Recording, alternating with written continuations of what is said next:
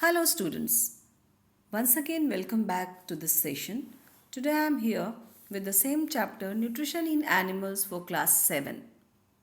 Students, today we are going to start the introduction of nutrition in human beings. Okay?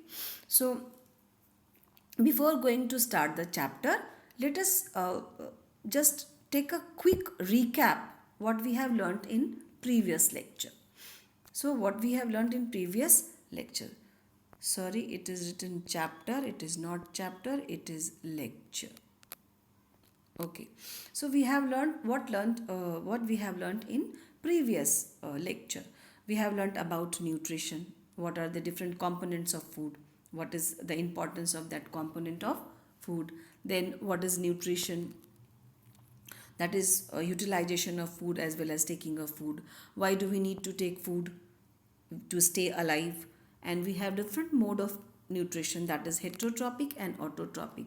Human being exhibits heterotropic mode of nutrition, or plants they exhibits like autotropic mode of nutrition. As we know that plants prepare their own food, that is why they exhibits uh, autotropic mode of nutrition. Then we also have learned about the mode of taking food, how we take up the food. Basically it means the way of taking food, whether we suck the tube suck the food, or whether we swallowing the food, whether we chewing the food. So these are the certain mode of taking food. And also we have learned about different steps which involves in nutrition.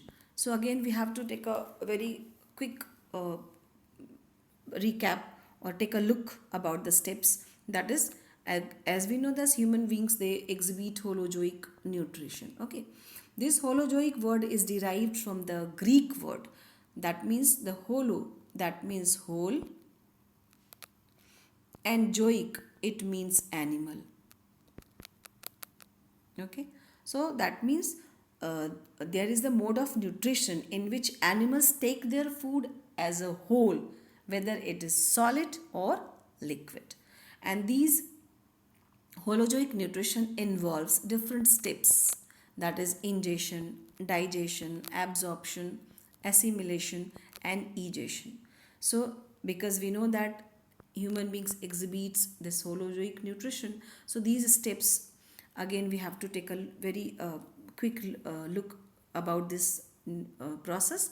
Ingestion, what is that? It is the process of taking food into the mouth. Okay, so it is actually a very simple process. It is only about taking of food. That means what we have talked about, the mode of taking food. Like in human beings, you do not take up your food directly from your plate. Okay, you must have to use your hand or spoon, and then you put that food particles in your mouth, then you chew the food. So we do not call that hands is also our the part of the nutrition or digestion. It is not, because whenever the food get inside our body, then we can say that mouth is our part in nutrition or digestion. So ingestion is a very simple process. Then we look up to the digestion process. What does it mean? Digestion process, it is the process in which food containing large insoluble molecules. Okay, what do we mean by this large insoluble molecules? Like whatever we eat, they contains fat, starch, and protein, vitamin and minerals also. But these three components of food are very complex, and these complex material must be broken down into small soluble particle or simple soluble particles. Then only we can our body cells take up that nutrients. So that is about digestion. Okay, and then absorption. After that, when the digestion process is complete, then absorption process is taken place. So what is this absorption?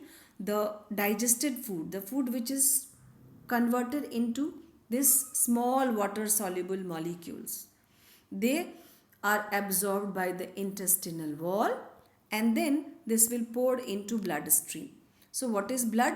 Blood is a fluid which basically transport all the important materials which is required for our body. So after digestion, the intestinal wall absorbed that soluble food materials, then poured into the bloodstream, and then this blood take up and transported to each and every part of the body. Then the next is assimilation. As I told you in previous lecture that nutrition involves two things, that is about taking of food as well as utilization of food. So what are the use of food, how they use the food? So after absorption of food, that means the blood when take up the food, the absorbed food, they will take in that food and it releases to the body cells. ठीक है, that means it transported to the body cells, and they then these body cells used that food materials for energy, growth, repairing of damaged tissue, and so many metabolic processes. So after absorption, that food is absorbed by the cells and then it is utilized by our cells. So here that means utilization is taken place in this process. So what is cell? We have to know just a quick what is cell? Cell is a smallest unit of any living organisms. That means our body is made up of cell. That means everybody, their life starts from a single cell. So it is just like a particular cell. Inside the cell there is different organelles which helps to utilize the food in various aspects. So that is about assimilation and the cell. And the last process is egestion. It is the process in which the undigested food is removed from our body, because what we eat, that all food particles cannot digest it, do not digest, like seeds and grasses we could not digest. So some food items, food particles remain undigested in our body and they stored in part of our body which is called large intestine. So these undigested food must remove from our body, because these wastes are basically a toxic substance. It is toxic. Toxic means it is poisonous substance, and if it accumulates in our body, it stay in our body, they may damage our body, they may damage our cells. So that is why these toxic substances must be get rid of from our body, removed from our body. That is called egestion. Okay, so now move to the next part. As we can see on the screen, that is the actually the part of our topic today, that first we have to take a look about what are the organs participating in our digestive system. So as we can say that our digestive system having mouth. Okay, so this particular part is our mouth, and this mouth having teeth, tongue. That means basically the mouth is composed of teeth, tongue, etc. Okay, so this particular part is our mouth, from where we put our food into mouth and chew the food and swallow the food. Then we have esophagus. This esophagus is also called food pipe. So this is our esophagus. And then we have stomach. As you can see, this is our stomach. Then we have liver. This is our liver. And this greenish pouch, which is a gallbladder, and it is actually it is basically a storage. So whatever the liver produce, it is stored in the gallbladder. Then we have pancreas. So pancreas, if you cannot see, pancreas is just like a leaf like structure. It's just look like a leaf. Okay, so this is pancreas and it is also a gland. Then we have large intestine. It is called large, but it is not large. It is smaller than the small intestine. Why? We will take it later. And then we have small intestine. Okay. Then we have rectum. This is our rectum. This is anus. And this is, we have appendix. Appendix actually it does not have any function in our body. It is vestigial. It is not in any function. So this is, and then I just left it, the salivary gland. We have three pair of salivary gland in our mouth. So what we have seen on the screen, that these are the different parts of our digestive system. But uh, there is a difference. There is a particular word which is called alimentary canal. Okay, so these alimentary canal starts from mouth and it is ends to the anus.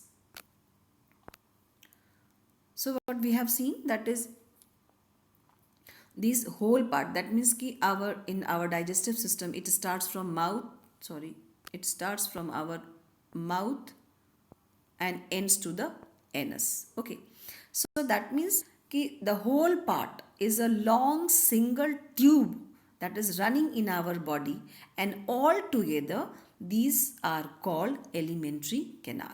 So what are the different parts in alimentary canal? There is a difference between the parts of digestive system as well as the parts of alimentary canal. So just take a look. Here, what is alimentary canal all about? So what we told you, that alimentary canal is a long tube-like structure which starts from a mouth and it ends to the anus. So it is mainly referred to the pathway by which food enters in our body and moves out through the anus. So this alimentary canal is actually, or basically, it is a long tube-like structure from which the food enters and also the food moves out through the anus during the digestion process. So it is basically a tube-like structure that starts from mouth and ends in the anus. Okay, so now here the organs that involves in alimentary canal. So these are mouth, esophagus, which is also called food pipe. Once again, this is esophagus, which is also called food pipe.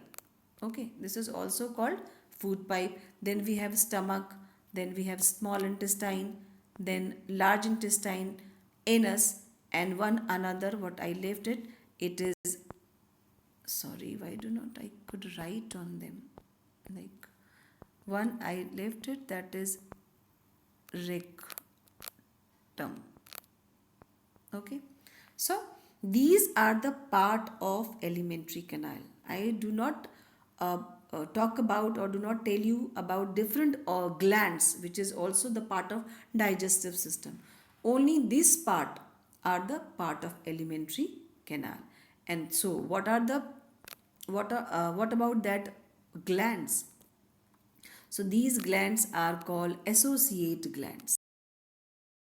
These glands do not directly involved in digestive system or in digestion process. So they are out of that alimentary canal, and but they help in digestion because they secrete certain kind of juices and digestive enzymes or juices which helps to digest the food. So they are not directly the part of alimentary canal, but they secrete certain enzyme and pour their secretion into the alimentary canal. So these associate glands, that is not the part of alimentary canal, but it is the part of digestive system. It is the part of digestive system. So what are that glands?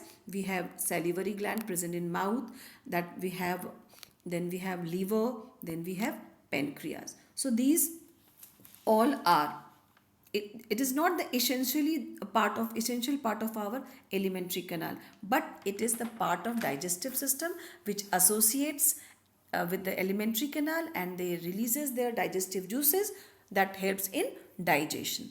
So it means these are of course the part of digestive system but not the part of alimentary canal.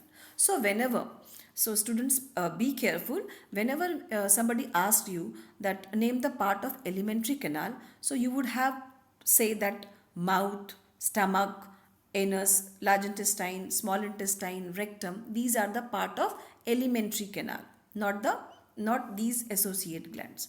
Okay, so that is about the about the different organs which participate in digestive system. So I think I hope this particular diagram is pretty much clear to you, that what are the different organs that involves in digestive system in human. So in the next lecture, we will discuss about the mouth and stomach, how this mouth and stomach helps in digestion process. Till then, thank you and stay blessed. Thank you very much.